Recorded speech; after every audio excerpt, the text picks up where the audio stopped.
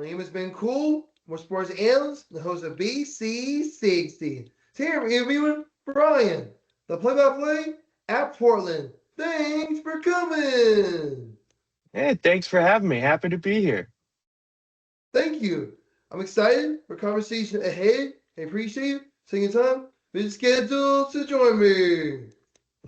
Anytime, anytime. I got a few questions for you. Let's hear them. What do you love about broadcasting men and women's sports? Man, I love the opportunity to tell the story of our student athletes, especially at the University of Portland on the West Coast.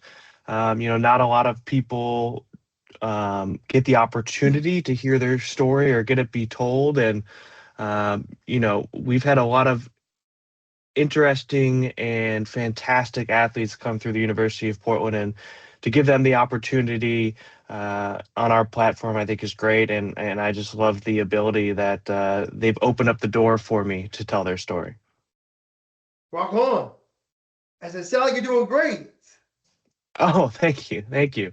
Yeah, well, I've been fortunate. It's not just basketball. I also do volleyball on the women's side, and then baseball as well on the men's side, and just countless student athletes over the last 5, 6 years. I would love to broadcast with the Charlotte Hornets using my puppets. That's awesome. That sounds like a great goal. I'm surprised they haven't reached out to you yet. Thank you. And has it always been a dream of yours to broadcast for sports? Yeah, it's something that I've wanted to do since I was in second grade. I met the Chicago Cubs play-by-play radio broadcaster, and ever since then, I thought it would be such a fun job to just show up to the stadium and call these games and everything else like that. So ever since second grade, I've sort of been pushing myself to do play-by-play work, and that involved getting over the fear of public speaking in a sense. So in high school, I started doing the morning announcements. In my high school, we had let's see, it was like 800 people in our graduating class. So we are talking over 3,000 kids in the school, and started doing that my freshman year to sort of build some confidence. And once I got to university, I was able to join up doing radio broadcasts for high school football and do softball and baseball broadcasts as well. And yeah, it's something I don't want to say I've forced myself into doing, but it's something I've always wanted to do, and I've been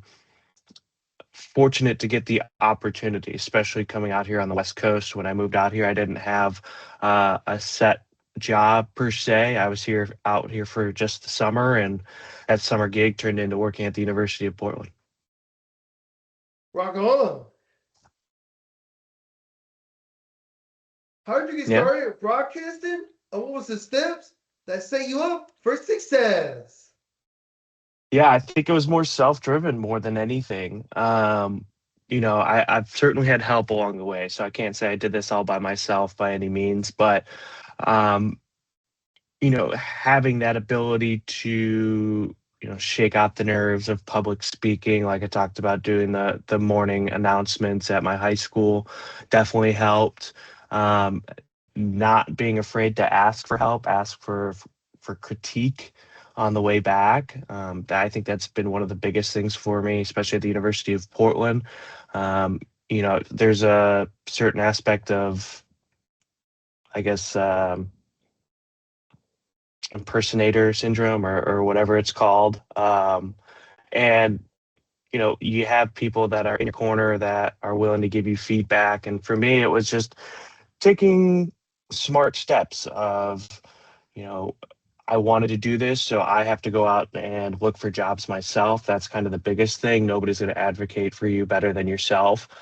And so, I worked for a couple of different summer league baseball teams here on the West Coast, and that was the biggest stepping stone. I had a coach listen in here. I had a couple of family members, not mine, but family members of kids on the team, listen and advocate for me at the University of Portland, and that's what allowed me to get in with the pilots. And I think the steps are just believing in yourself, and if there are opportunities near you, don't be afraid to reach out via an email or a phone call or a text or anything like that about seeing if you can get that opportunity, because you're never going to know until you ask. Darling, how I got started by looking at different Hornets games and the Muppets and Sesame Street, and I knew this is what I wanted to do. Yeah, of course. You would be the first Muppet to do play-by-play, right? Yes, I would be. That'd be awesome. I can't wait to see it. Thank you. Any tips on perfecting my voice? I would say each broadcaster has to have their own voice. So it sounds like you're building your own right now. Um, Maybe just a little bit more fluidity with it.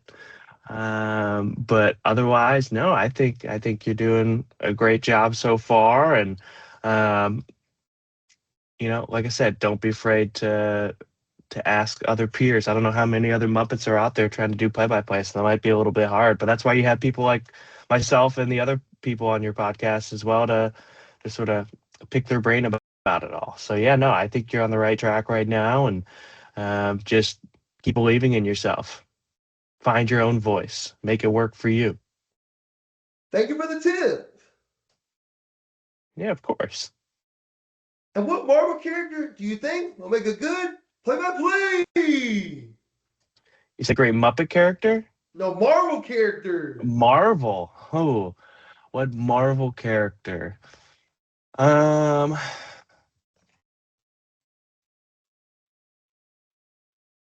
I would say probably Tony Stark, Iron Man. I think he's got the personality to do it. He's got that wit that I think you can bring to a broadcast. That would be a lot of fun. I hesitate to say a couple people because they can be a bit dry at times. So yeah, I think I'd go with Tony Stark / Iron Man. For me, it'll be Wonder Woman. There you go. Why Yeah, Wonder Woman? because I think she'll make a good broadcaster because she'll tell the truth and she'll tell Yeah. you about how the team is playing. Yeah, that's true. Yeah, use that lasso of truth, right? Yes. Thank you so much for taking the time to sit down with me for an interview. It was an absolute pleasure to speak with you, hear your insights, your stories, perspective, are inspired. I'm grateful opportunity to learn from you. Yeah, thank you for having me. I'm glad I was able to carve out some time and we were able to do this. And best of luck going forward. I hope you land that Hornets gig soon. Thank you. Come back again soon. Absolutely. Have a good one. Walk on, walk on. That's the end of my show. See you soon, everyone.